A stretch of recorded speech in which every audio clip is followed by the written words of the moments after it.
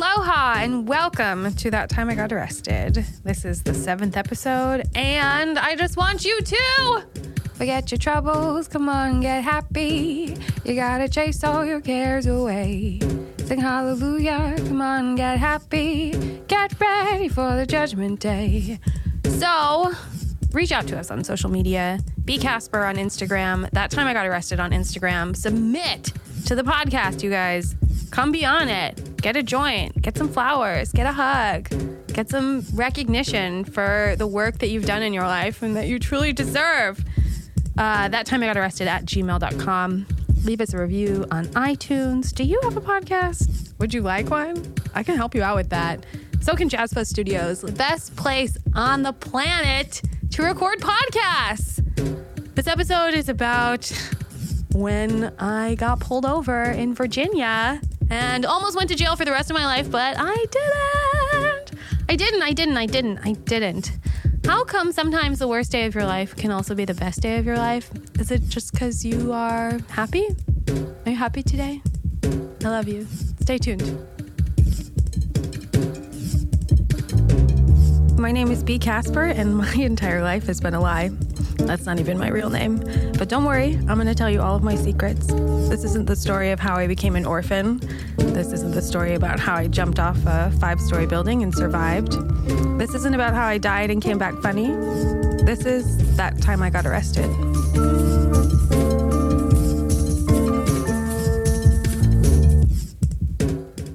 Oh, hey.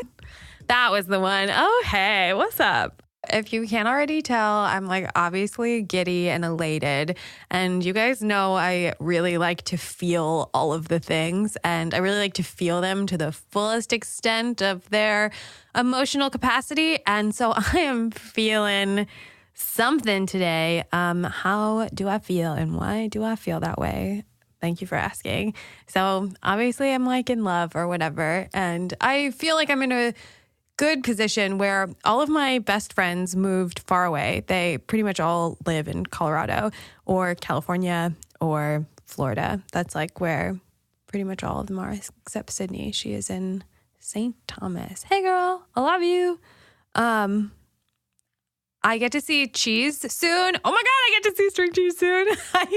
I'm going to go see them 3 nights in a row for New Year's. What? I'm the luckiest duck around. And I get to see all of my friends who love cheese who are also going to go see them. Hey guys, I love you too. This podcast is making me feel pretty fucking fly. I gotta tell you, every time I come in and see the numbers and I'm you guys are in a room standing together and we're all talking except I'm at home getting high. And maybe you are too. That'd be cool if you would get high while you listen to this. And then it's we're getting high together because I just got high. And, when you're high and you're talking to someone and it's exciting and nice because you feel you're really vibing and connecting. Do you feel we're vibing and connecting? That's how I feel. Even though you're not here physically in this room with me, I do feel you are feeling how I feel. And I feel I am really good. I'm really good. I really like my job right now. I've been working a lot of extra hours to make money, to buy a lot of drugs and to go see String Cheese for New Year's. So I've been super busy and exhausted, but I'm also hanging out with all these friends that I am loving and enjoying and, in love with someone. And that's really nice too. So I am going to listen to this episode later when I'm feeling like shit and be oh my God, happiness exists. And it's right there. This is a little time capsule for just a good day. My car got towed last night while I was babysitting and I'm honestly having a great day. And I had to go get my car from an impound yard. The parents that I babysat for paid for it. So it was really MBD. But, that could have been one of those things where you're just oh my God, my life is over. Everything sucks. And maybe if this had been a different time of the month, I would feel that way. But it's today and I am ovulating in 4 days and I feel amazing. Oh my God, I feel amazing. If you didn't catch where I am in my cycle, that just wasn't for you then. So I feel so good today. We're going to do something a little different. Today, I'm going to tell you a story about a time that I almost got arrested, but I didn't get arrested, but it could have been super fucking terrible. It all started with a car wash. So remember that guy from Ohio, the one I was telling you about? He had a car that we would drive everywhere in.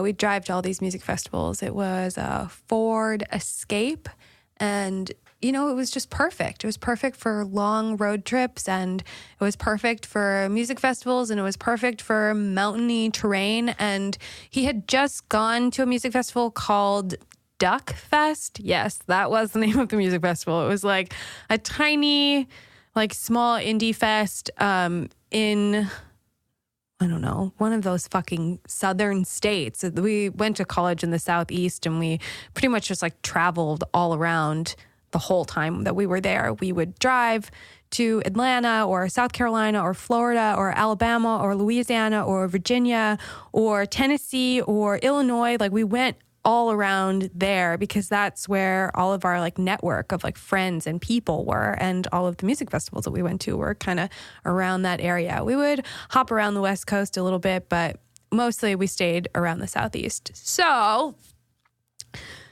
he went to a music festival, and we went to go get the car washed right before we were leaving to go to another music festival.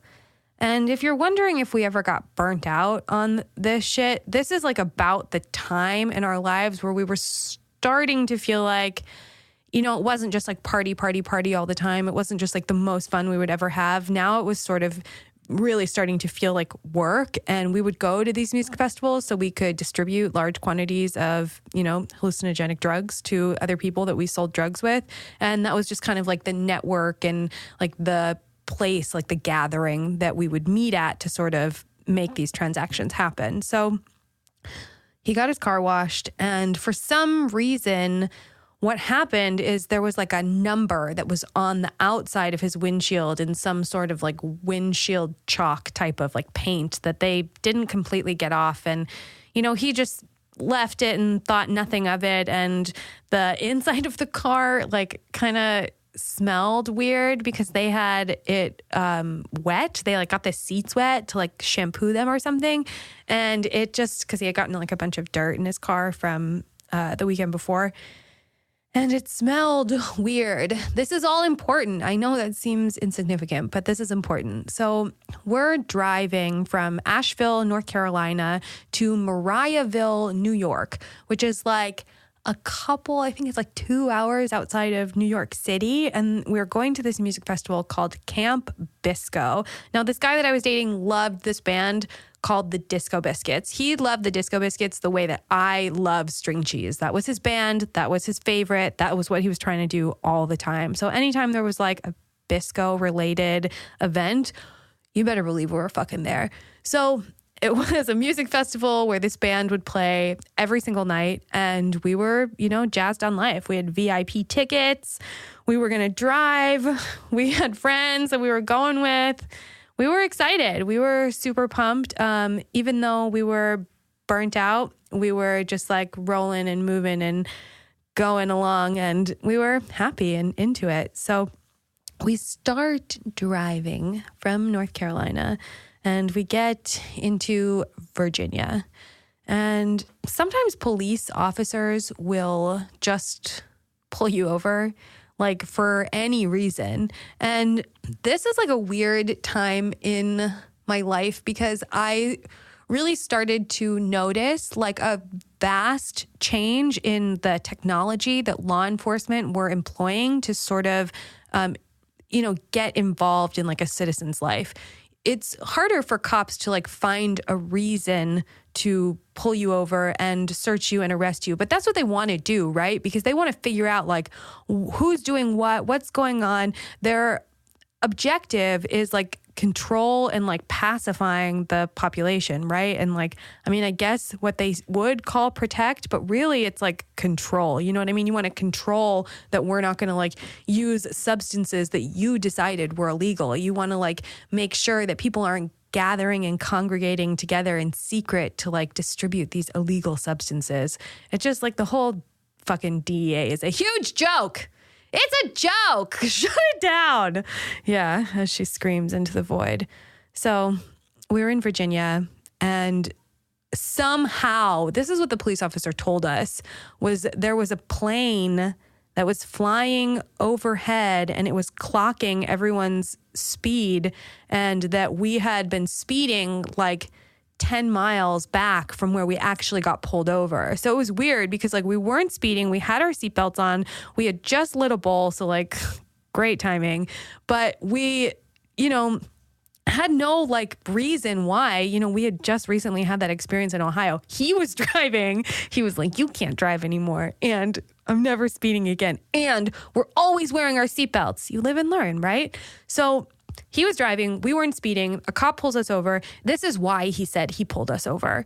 He said that the letters that were on the outside of the windshield in the corner that just had like a couple of numbers on them, like it could have been something from a car dealership for all you'd know.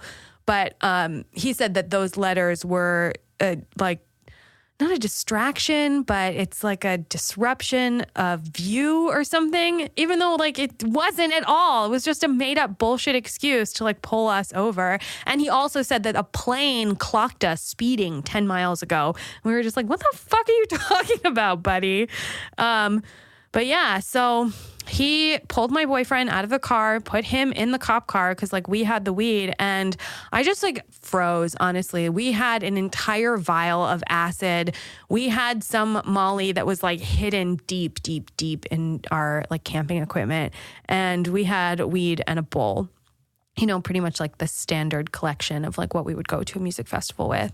So the cop pulls that guy out of the car and puts him into the cop car. And I'm just thinking like, fuck, like now it's my turn. Now I'm going to go fucking put $200 in his commissary, And I'm just thinking like, God damn it. Like we're really not killing it these days. We were having a rough time for a little while, but he comes over to like the passenger side, the cop, and he like says, ma'am, will you get out of the car? And I was like, no.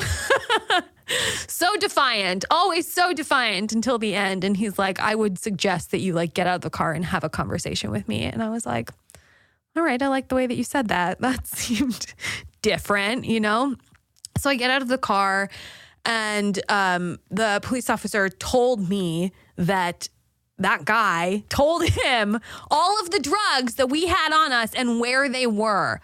What a fucking genius. I dated him for 6 years. Who's the smart one here? Me or him? I don't know. Maybe neither of us. So the cop lets that guy out of the cop car. He goes to our car, brings back the vial and the weed, and like gives it to the cop. And I was just like, what the fuck is going on here? And the cop takes the entire vial of acid on the side of this like mountain highway in Virginia, and he squeezes it out empty onto the pavement. And you know what he said? It was so funny. He like looked at us. He was like this older man, and we were early 20s. And he's like, I know what this shit is. He goes, this shit'll melt your brain. And we kind of looked at each other and like raised our eyebrows like, yes, officer, that's the idea. And he had this bowl that I had bought him as like a gift. And it was from actually a head shop in Chicago. If you guys have ever been to Secrets, that head shop is amazing. They have some of the most artistically beautiful, interesting, unique pieces of glass that I've ever seen. And whenever I want to buy like a gift that's a bowl for someone, I always go to Secrets and get something from there.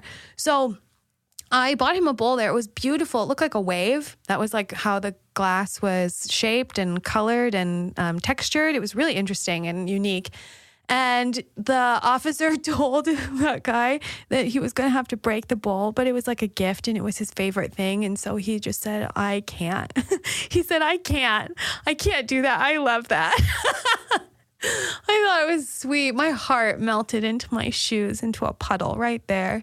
And he also, we had like a quarter of weed of this like really great weed that our friend had grown in Asheville, had grown in his house in the mountains. And we had just literally right before we left, we had just picked up that quarter, and the officer made him take that weed out of the bag, and he made him like throw it onto the ground and stamp it out. Like, what kind of a lesson are you trying to teach us?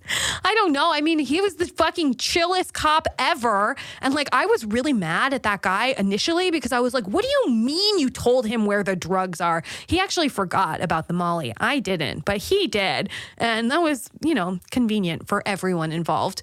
But the cop gave us back the vial and pretty much just sent us on our way. And that was like so crazy and amazing. And definitely now in hindsight, I'm like, oh, that's white privilege. We were in Virginia. That cop could tell that, that guy and I were like upper middle class by the way that we spoke and carried ourselves. And he just didn't need or like feel it necessary to fuck with us because he knew that we had parents and money and, weren't bad people or, necessarily even doing anything crazy. We were like going to a music festival. We told him that we were going to a music festival. He told him where the drugs are. And he was just so chill. And that's the thing about police officers too, is they have like the largest amount of discretion that is almost like some sort of societal omnipotence. You know what I mean? Like you can kill someone, you can rape someone, you can frame someone, you can let someone go with a class X felony that will literally lock them up for the rest of their human life.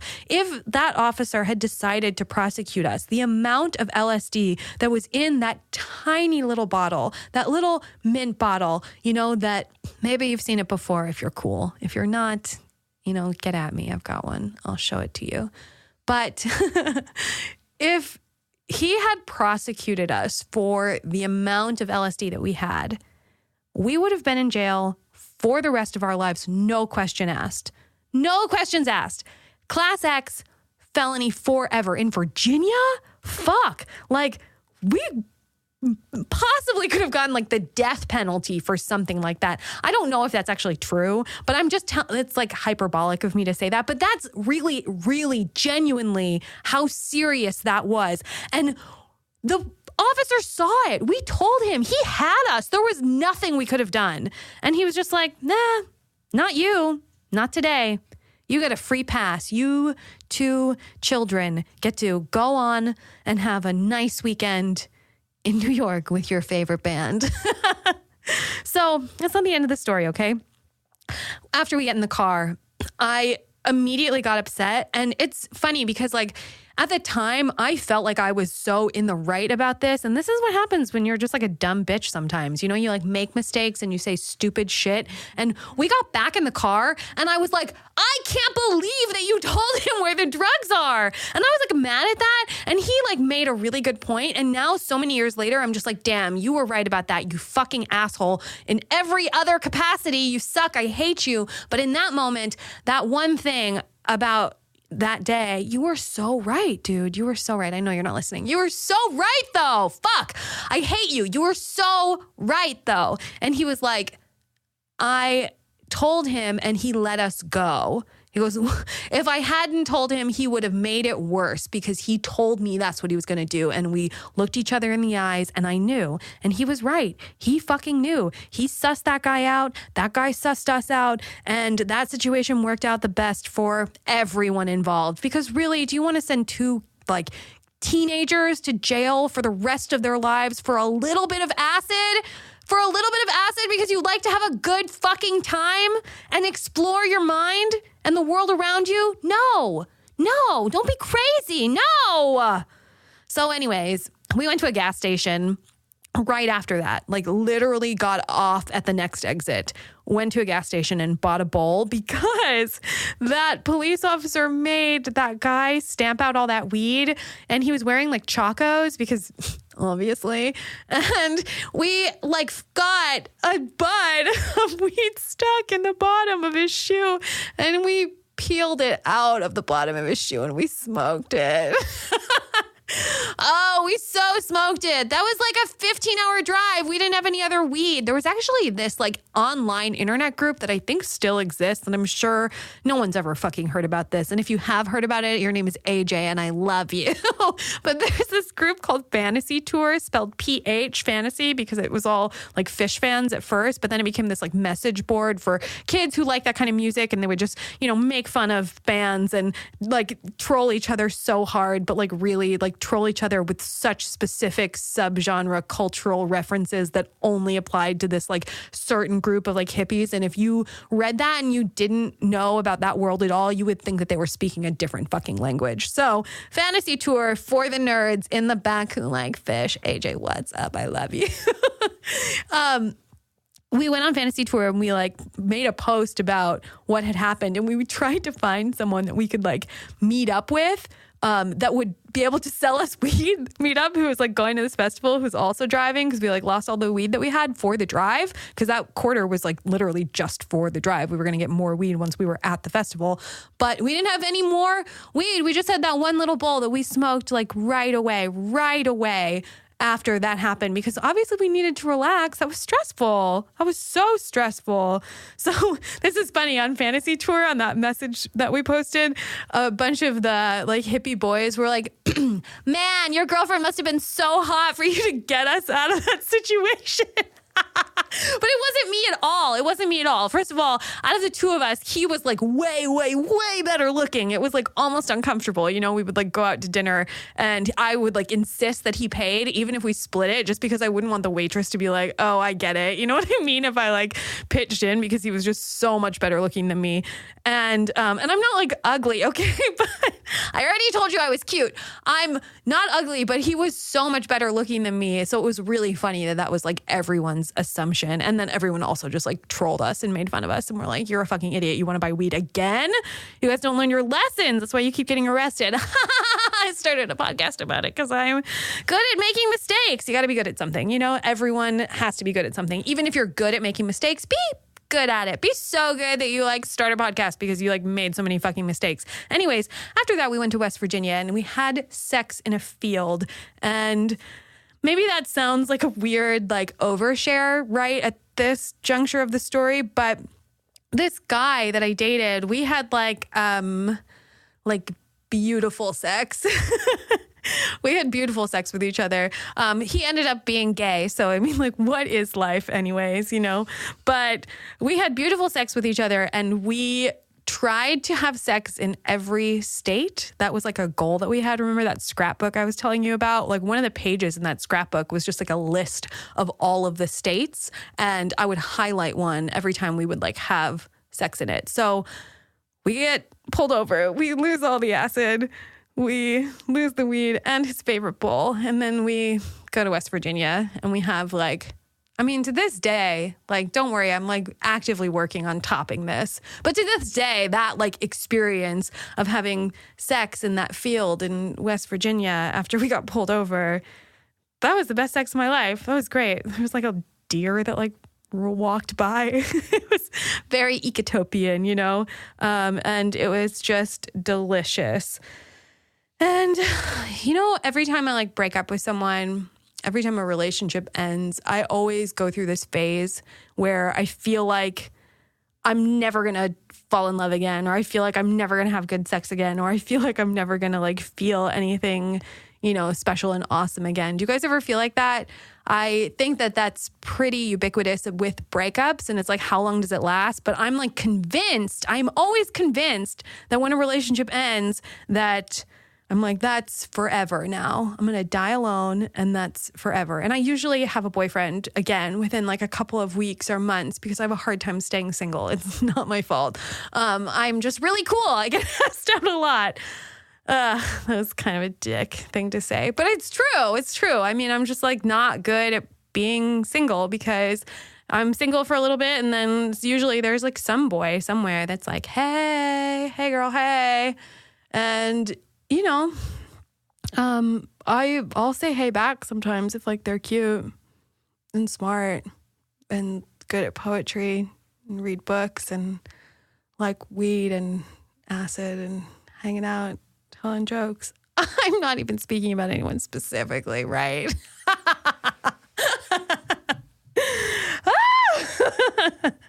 I still feel good. I still feel good. And I hope you feel good too. I love you. I hope you're having a good day. I hope if you're having a bad day that you know that eventually you're going to have a better day. And I hope if you're sad that you know that like one day you'll feel happy and that it's okay. It's okay to feel sad. Feel sad. Feel it. Feel it. Feel it. Feel it. Feel it. Feel it so hard. And then when you feel happy, be like, oh my God, isn't that so much better than feeling sad? And then be excited that you feel better than feeling sad. And then know that when you feel sad again, because I will feel sad again. I mean, like, I'm sure I'll even go through like another breakup at some point in my life. I mean, maybe not. Maybe I'm going to like start a cult or something. But if I do feel sad again, I am going to listen to this episode and be like, you had not only one good day, but you had 2, maybe 3, maybe 4. I'm going to have a really good day on New Year's because I'm going to be with my favorite people, with my favorite band, doing my favorite thing. You guys need some acid? I think I know where to get some. Follow me on Instagram. I love you. I love you. I love you. I love you. I love you. I love you. I'm happy. Bon voyage.